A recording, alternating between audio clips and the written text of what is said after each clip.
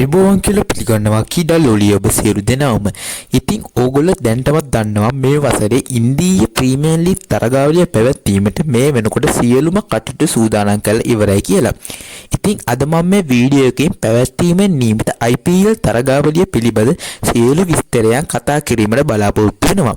ඊට කලින් ඔයා තාමත් channel එක subscribe කරලා නැත්නම් අනිවාර්යයෙන්ම channel එක subscribe කරලා bell icon එක click කරලා තියාගන්න.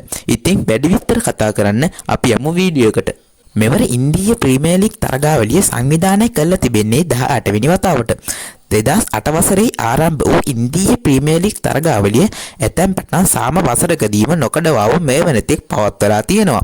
ඉතින් IPL තරගාවලිය මාර්තු 22 වෙනිදා සිට මැයි 25 වෙනිදා දක්වා දවස් 35කට ආසන්න කාලයක් තුල තරග 74ක් පැවැත්වීමට මේ වන විට සියලු කටයුතු සූදානම් කරලා තිබෙනවා. මෙවර IPL තරගාවලියට ගියවර වගේම සුපුරුදු පරිදි කණ්ඩායම් 10ක් සහභාගී වෙනවා. මෙම කණ්ඩායම් 10 එක කාණ්ඩයකට කණ්ඩායම් 5ක් ලෙස ගෲප් A සහ ගෲප් B ලෙස කණ්ඩායම් දෙකකට බෙදලා තිබෙනවා. ගෲප් A යටතේ Chennai super kings, royal challengers Bangalore, Rajasthan royal, Kolkata knight riders සහ පංජාබ් කිංස් යන කණ්ඩායම් පහ තරගවදින අතර ගෲප් B යටතේ Mumbai Indians, Sunrisers හයිඩ්‍රාබාද්, Delhi capitals, ලක්නෝ super ජයන්ට්ස් සහ ගුජරාට් ටයිටන්ස් යන කණ්ඩායම් පහ තරගවදිනවා. මෙවර IPL කණ්ඩායම් වල නායකත්වයේ ගියවර හා සංසන්දනය කර බලන විට කණ්ඩායම් පහක නායකත්වයේ වෙනසක් සිදු වෙලා තියෙනවා කියලා කියන්න පුළුවන්. ගියවර IPL සූර්යයන් වූ කොල්කතා නයිට් රයිඩර්ස් කණ්ඩායමේ නායකයා වූ සෙයාස් අයියර් මෙවර කණ්ඩායමෙන් ඉවත් වීම සමග මෙවර කොල්කතා නයිට් රයිඩර්ස් කණ්ඩායම මෙහිමේ වගකීම කණ්ඩායමට අලුතින් එක් වූ අජින්කයා රහනේ හට හිමි වී තිබෙනවා. ඒ වගේම රොයල් චැලෙන්ජර්ස් බැංගලෝර් කණ්ඩායම මෙහිමේ වගකීම රොයල් චැලෙන්ජර්ස් බැංගලෝර් කීඩක රජත් පටිල රට හිමි වෙලා තිබෙනවා. දිල්ලි කැපිටල්ස් කණ්ඩායමෙන් රිෂාඩ් පාන්ට් ඉවත් වීම සමග ඇති වූ නායකත්ව පුරප්පාඩුව සඳහා මෙවර දිල්ලි කැපිටල්ස් කණ්ඩායම මෙහිමේ වගකීම අක්ෂර් පටේලට හිමි වී තිබෙනවා. ඒ වගේම ලෝකේෂ් රාහුල්ගේ ඉවත් වීම සමග හිස් වූ ලක්නෝ සුපර් ජයන්ට්ස් කණ්ඩායමේ නායකත්වයෙන් අලුතින් එක් වූ රිෂාඩ් පාන්ට් සහ පංජාබ් කිංස් කණ්ඩායමේ නායකත්වයේ ගියවර IPL සූරතාවයේ සඳහා නායකත්වය දුන් සෙයාස් අයියර්ට හිමි වී තිබෙනවා. මෙවර තරගාවලියේදී සෑම කණ්ඩායමක්ම තරග 14කට මුහුණ දීමට නියමිත වෙනවා.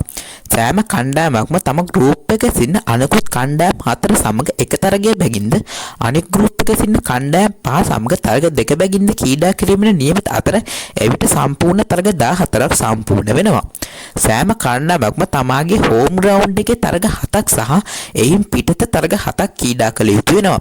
මෙවර IPL තරගාවලිය සඳහා තරග 74ක් පැවැත්වීම නියමිත අතර එම තරග 74 ක්‍රීඩාංගන 13ක පැවැත්වීමට මේ වෙන විට සියලු කටයුතු සූදානම් කරලා තිබෙනවා. මෙම තරග 74 අවසානයේදී පෙසාද ලකුණු සටහනේ ඉදිරියේම සිටින කණ්ඩායම් 4 ප්ලේ ඕෆ් තරග වටය සඳහා සුදුසුකම් ලබනවා.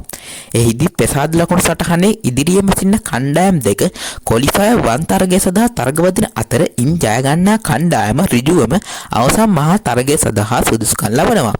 ක්වොලිෆයර් 1 තරගයෙන් පරාජයට පත්වන කණ්ඩායම පෙසාද ලකුණු සටහනේ 3 සහ 40 ස්ථාන නිදනාගත් කණ්ඩායම් අතර පැවැත්වෙන එලිමිනේටර් 1 තරගයෙන් ජය ගන්නා කණ්ඩායම සමග ක්වොලිෆයර් 2 තරගය සඳහා තරගවදින අතර ඉන් ජය ගන්නා කණ්ඩායම ක්වොලිෆයර් 1 තරගයේ ජයගත් කණ්ඩායම සමග අවසන් මහා තරගය සඳහා තරග වැදීමට නියමිත වෙනවා.